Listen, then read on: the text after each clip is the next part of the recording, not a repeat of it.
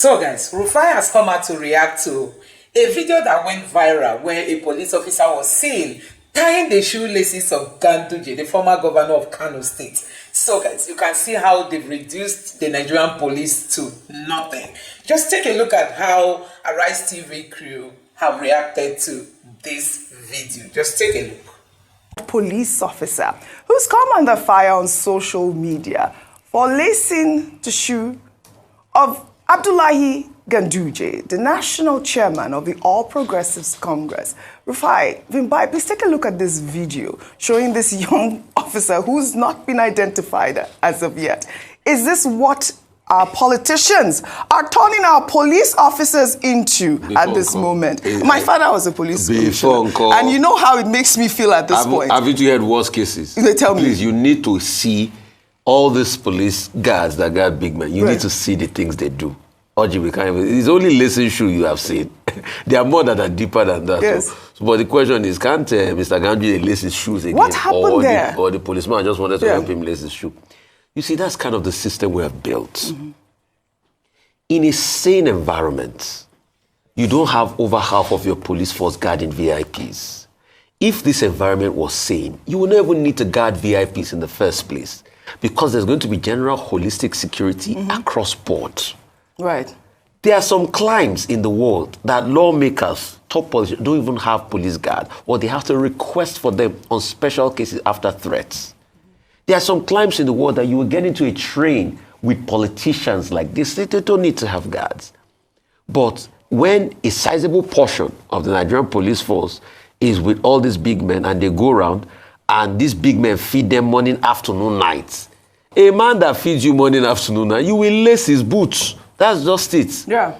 So if, like Dr. Abatti said, a governor of his state can go and prostrate in front of his godfather, how much more police officer that they are feeding morning, afternoon?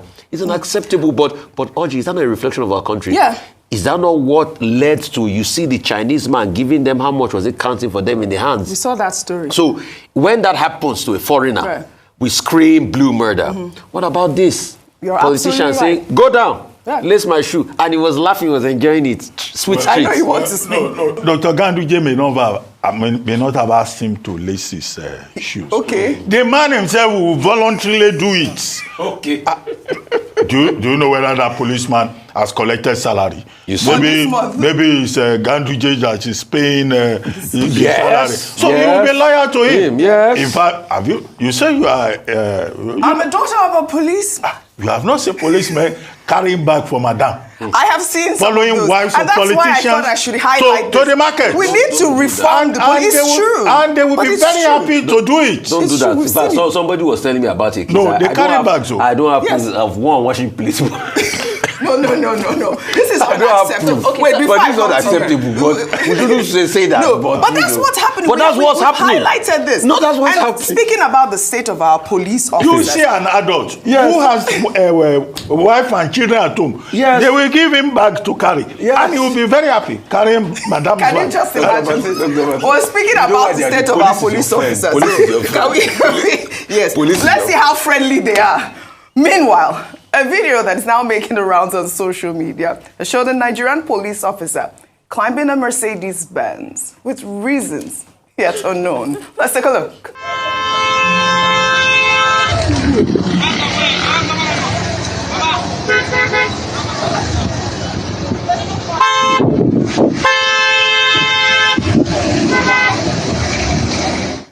Vimbai is a police officer, not VIO. What was he doing on the... What is happening? It's casting for a movie. No, I hope it's a movie. It's a movie. It's a movie, right? This is on... They will respond as you know, I'm glad unbecoming. I'm glad you showed this video, because before that I had an unpopular opinion, but I'll balance out the two. Good. My take on the first video, very unpopular opinion by the way, but I don't mind, is that have you noticed that if you travel overseas, the police will help elderly people cross the street. Yes. They will help even if it's children, if they need help with something and so forth. And I feel Gandujes, besides his role as maybe his orderly or he would be an orderly, he's older than him, and he saw that he needed help with something. And our culture specifically is about young people. If you see an elder in need, you rush to do it, right? In uniform. So yes, why not? In uniform. Yes, why not? No, this is my. That's why I said no. Don't come for me because But they couldn't have. What about the other people standing there? Rufai, it's fine. I already read out the disclaimer that it's an unpopular opinion. So for me personally, I didn't think the video was a big deal because I just felt it was a young man who saw something that needed to be done, and he was proactive, and he helped his elder do it. And for me, I don't think it's a big thing. Okay. However, when we now see his colleagues rolling on windscreens, it now becomes very difficult on cars. Don't they have people that are supposed to be? It just reminds you know we're laughing about it, but insecurity is at an all-time high across the nation, and this is the time that we need our police to be at their best. We need, I'm not sure what mission they're carrying out there, but their services and their attention is needed in Borno, in Benue, in Plateau State, in Bauchi, the list can go on and on and on. So I wish that we didn't have a situation where we're watching these videos and having to have a moment of comic relief from them, because their services are actually desperately needed in other parts of the country. And we don't need to be seeing this. I really, really think that police officers need to respect their role as security officers, not people that tie shoelaces or carry bags, as Dr. Abatti has seen. And the other young men around them, probably those men, based on Rufai's model, they are irresponsible. Because how would they see Ganduje, the other young men, they are standing there, they are lying police tie shoe, and they are looking at the police. They must be irresponsible men. Yes. Oh, well, all right. Shall we head over now to Niger State? In a continued show of unity, Niger State Governor Umar Bago has once again been spotted in a church despite being a Muslim.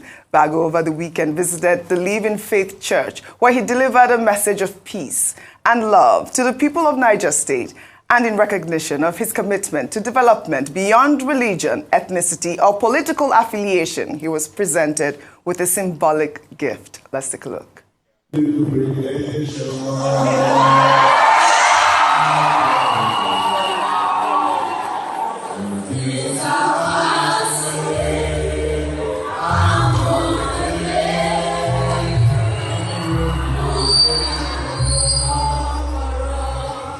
I walked into this church, I said to myself, it cannot be a coincidence. This is a revelation. But I have read from Genesis to Revelation. But I saw 2025, my new era. And I said, my new Niger. Amen.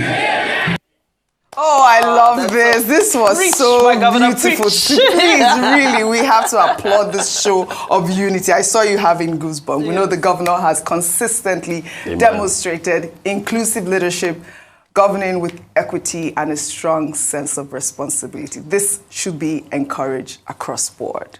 On Monday, the Economic and Financial Crimes Commission denied a viral report from BBC Pidgin claiming it disclosed the reasons behind the detention of activist Martin Socher, also known as Very Dark Man. The BBC quoted EFCC spokesperson Dele Oyewale as saying that the activist was arrested based on several petitions filed by individuals with grievances against him, adding that he would be released once he meets the bail conditions and be charged to court. However, in a twist of events, the EFCC, in a post on X, debunked the report as fake news. Meanwhile, supporters of Very Dark Man have trooped out en masse, demanding his release, using the hashtag FreeVDMNow. Let's take a look.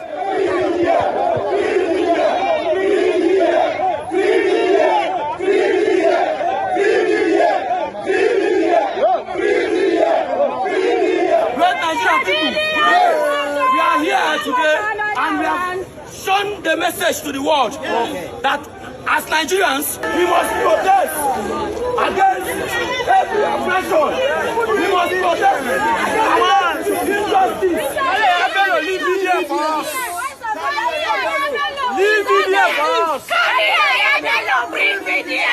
Carry Ayabelo, bring media. Carry Ayabelo, bring media. Carry Ayabelo, bring media.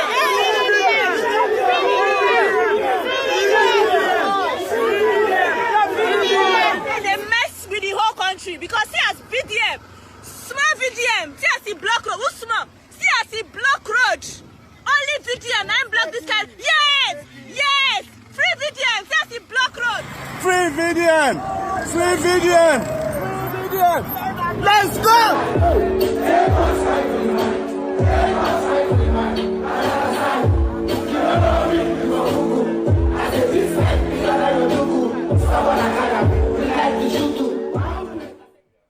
Oh, quite the protest here, Rufai.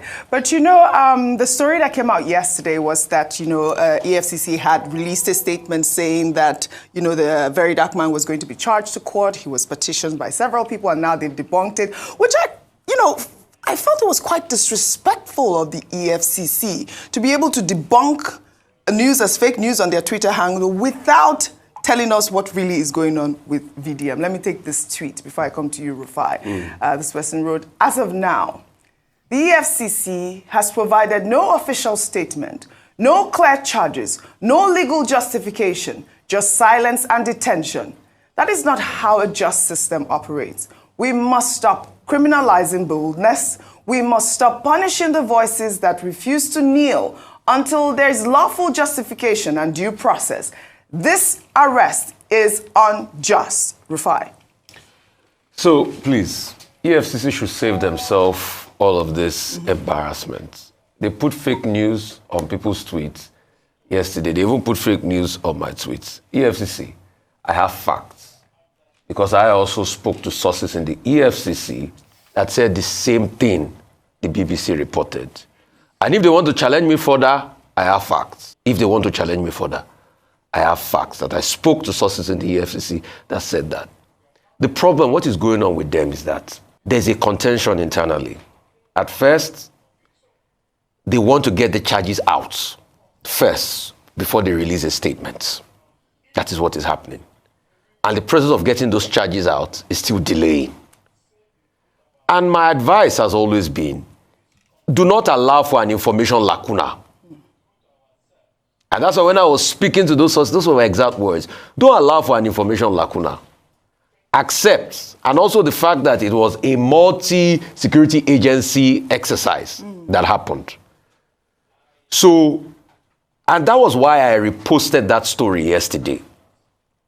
I reposted that story when I saw it of the BBC because I thought, oh, they had even come out to take a position on this. Vanguard too also spoke yesterday to some EFCC sources that said the same thing. In fact, they even set a date where it's going to be released. But I, Rufai Hussein, can totally confirm to you, I spoke to EFCC sources. And if they want to challenge me, I would provide my facts. And that was what they said. So maybe in the coming days, they will be able to release, what is it called? A statement with the charges against him. Yes. Every state, in fact, every media house, TV station reported, most TV stations reported it yesterday. Yeah, it's quite Secondly, viral. this constantly keeping this man, and the way he was arrested is in gestaporic style. I'm not saying people cannot write petitions against him. It's for you to investigate the petition. Let the man have his day in court. And that's why you're seeing all these protests. Yes. That's just pure and simple. And like I said earlier, I feel like it is quite disrespectful for the EFCC not to release a statement, given the fact that there's all of these, outrage out there, people out there, young voices out there protesting against the sort of abduction, as it were. I'll take this tweet from Atiku Abubakar. He actually has reacted to VDM's arrest in a post on X. He described the arrest as a blatant abuse of power by the Tinubu administration and condemned the activist's continued detention without formal charges. His tweet reads, "The arrest and continued detention of social media influencer and outspoken critic Martin Osher, widely known as Very Dark Man, by the Economic and Financial Crimes Commission is yet another blatant abuse of power by the Tinubu administration, which has made political repression a hallmark of its rule. Even more alarming is the fact that Martin Soshe remains in custody without any formal charges is a flagrant violation of his constitutional rights and a chilling reminder of the growing authoritarianism under this government. This latest episode is part of a disturbing pattern, the Tinubu regime's relentless assault on the fundamental freedoms of Nigerians, particularly those who dare to speak truth to power or align with the political opposition. We must not allow state-sponsored repression to become the defining character of our democracy, while security agencies are quick to target dissenters and critics, often in complete disregard of due process. Political loyalists with credible allegations of corruption walk free, trading psychophancy for immunity.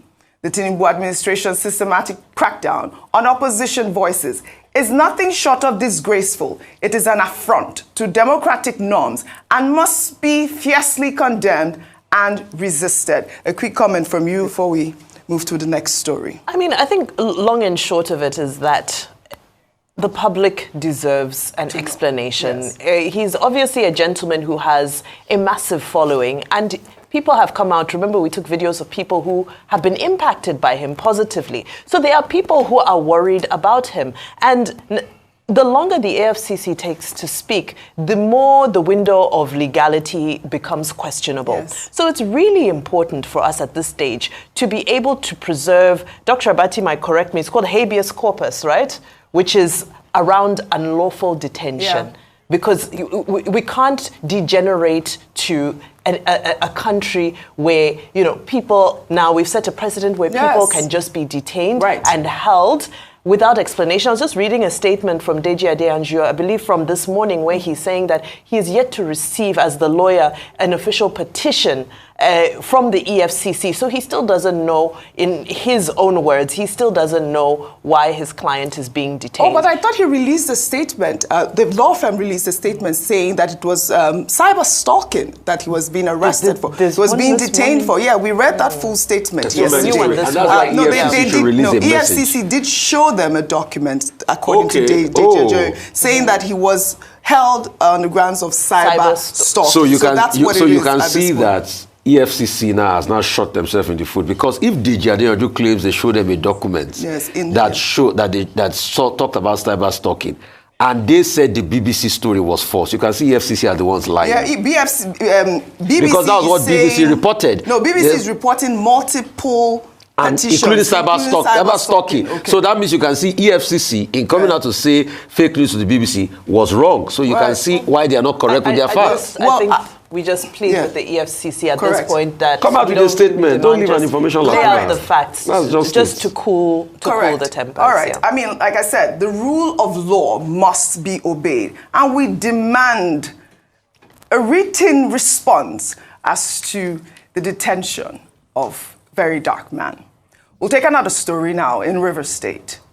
As discussions of reconciliation take center stage, some concerned Niger Delta stakeholders are urging the suspended governor, Sim Fubara, to control his supporters, warning that their protests and actions could undermine the ongoing reconciliation efforts between him and FCT Minister Nyesom Wike.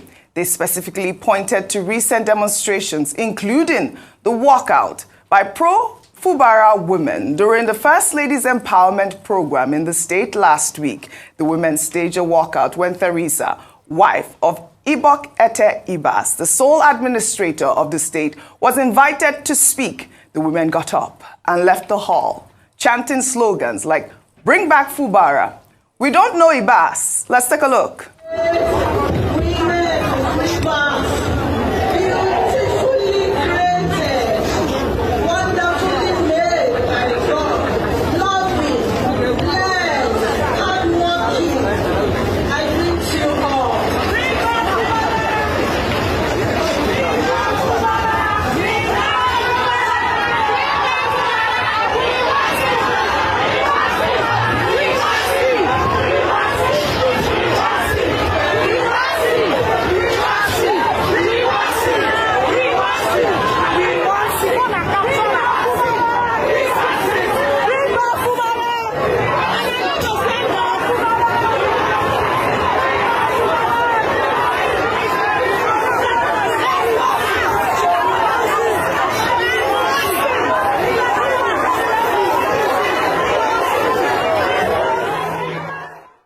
Rufai's been cracking up. Well, I read one comment. Some people were saying, "No, be our mama BD, so it's not really."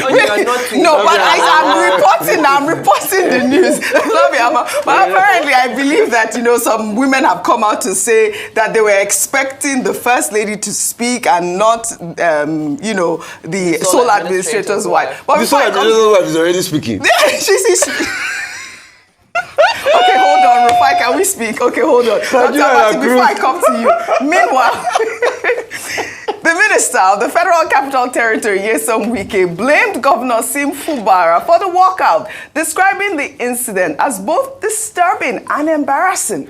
The FCT minister further accused Fubara of double standards, stating that while the governor is begging President Tinubu behind closed doors, he's also sponsoring protesters to embarrass the president's wife in public. Dr. Abatti, over to you. Well, I think the clarification has been made by River State women themselves that they were not embarrassing Mrs.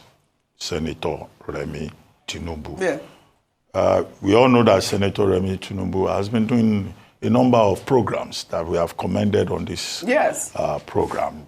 That event was meant for 500 participants, for women, in support of women and all of that.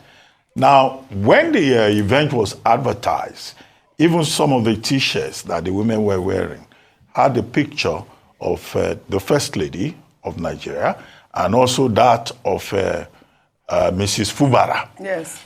But as the event progressed, it turned out that Dr. Teresa Ibas, the wife of the sole administrator, suddenly showed up to be the one to give the speech about the Renewed Hope initiative of Senator Remi Tinubu. It was at that point that the women decided to stage a walkout, to say that, look, we have no business with Ibogete Ibas' wife. Our business is with the governor that we voted for. And we have made this point again and again, that look, the sole administrator is not an elected representative. But his body language has been showing that, in fact, he's behaving as if he's an overlord. And now he has brought his wife into the matter, allowing her to be making speeches all over the place. Was she part of the Gazette that President Tinubu proclaimed? I've gone back to look at that proclamation. There was no reference to Dr. Teresa Ibas there. And she too had the confidence to come there and be offering speeches. Yes. So that's why, the women just walked out. How can you blame them? That we don't recognize you. You are unknown to the Nigerian Constitution. Anyway, that's the first leg of it. The second leg of it is Liri Olayinka speaking on behalf of the Minister of the Federal Republic, saying this is a man who is looking for reconciliation. Now he's sponsoring people to be abusing the First Lady. But they've clarified it that it's not First Lady of Nigeria that was being attacked. No. It was that woman, they didn't want her to speak. But they left the hall. The program, we were told, continued, but they had made their point. Even it was a symbolic protest to say that, no, they don't want the wife of the sole administrator. Now, it's not only the minister of the FCT who has said this man is looking for reconciliation, he is sponsoring people. Well, Governor Fubara himself has not come forward to say he has been sponsoring people. But the president of MOSIEND, that is the survival of Ijaw nationalities in Niger Delta, organization, I think his name is Tongo West. He too has advised that, look, Governor Fubara should call his followers to order. Engineer Udengs Eradiri has also said a similar thing. Now, but the thing about the one day, one trouble situation that they have in Rivers State is that sometimes this kind of protest gets out of control. The people who are protesting, they are also citizens of Rivers State. I looked at the video. They are adults, to the best of my knowledge. They can make their own choice and say, this is what we think is good for Rivers State. But Udeng Seradiri was making the point that all the people who were pushing the Governor Fubara, all these elders saying Wike is the problem, Wike is the problem. You know, many of those elders have gone very quiet. So this is the thing I don't understand also about our people. But reconciliation, yes, we cannot recommend anything otherwise. And we've been told that Fubara himself has gone to prostrate for the godfather, for Nyesom Wike, Kiss the ring. the godfather of Rivers State politics, as it were. They said he went there the first time. He went there the second time. He prostrated. In fact, some elder statesmen, politicians, also followed him there. Okay. But those ones did not prostrate. They didn't. Okay. No, they accompanied him. Fubara prostrated. But no, there was a confirmation somewhere that Fubara prostrated. 6 months suspension. Is it easy? 6 months suspension. But in any case, what is important here All right. is that efforts are being made Okay. to reconcile the warring parties. And even the Senate is now saying it will look into the River State matter and try to reconcile all the gladiators. For what reason? I think for peace to reign, and for the people of River State to have back in office the people that they voted for, either at the governorship level or at the local government level, and for the democratic process in River State to be reinstated. Right. That's the larger objective. All right. Yes. I'd like to take this story that, caught my attention. Showing this unidentified... So you have seen what is happening in Nigeria, where Ganduje was seen, and a police officer in uniform was equally seen together with Ganduje. But guess what? He was busy tying the shoelace of Ganduje. Nigerians have reacted to this. You see, the way they use our police in this nation, that's even why, including the armed robbers, kidnappers, none of them is scared of the Nigerian police, because the Nigerian police just symbolizes weakness. Most times their power is channeled to the wrong thing. Recently, an AIG, that should be Assistant General of Police, has come out to say that he's going to flush out, or he's going to bust all the IPOB hideouts in the southeast. And someone was asking him, southeast, why not Zambiza? Why not bust out Boko Haram hiding place? Why not bust out Islam hiding place? Why not bust out, all these kidnappers and terror people in the north, their hideout? Why should it be the southeast? That is where their power is. So when you look at it, you see misplaced priority. These people don't always go to what Nigerians expected of them. It's always going to the wrong thing. And that is why, honestly, we really need to kind of applaud the reactions of Arise crew members, because things like this, you don't just ignore it. It tells you a lot how the government officials in Nigeria, their perception for the people, they don't care. You can imagine Gandujes or what, that was said to have been bribed during his tenure in office. Today, he's not the one being celebrated. Nigeria is a place where the bad people are being celebrated, but the good people who put in genuine effort in building Nigeria are never celebrated.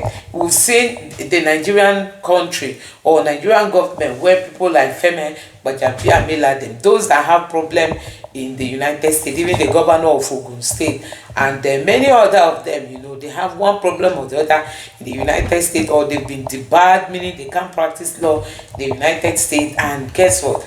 Many of them will find themselves back to Nigeria, and they will quickly go to head elective positions. And because INEC and judiciary has made has made so many things become useless in Nigeria, when it comes to election, when it comes to people fighting for their rights, when it comes to people determining to make a change during election, all those things, they've just weakened the whole system. Honestly, this is not the kind of democracy that people sign in for.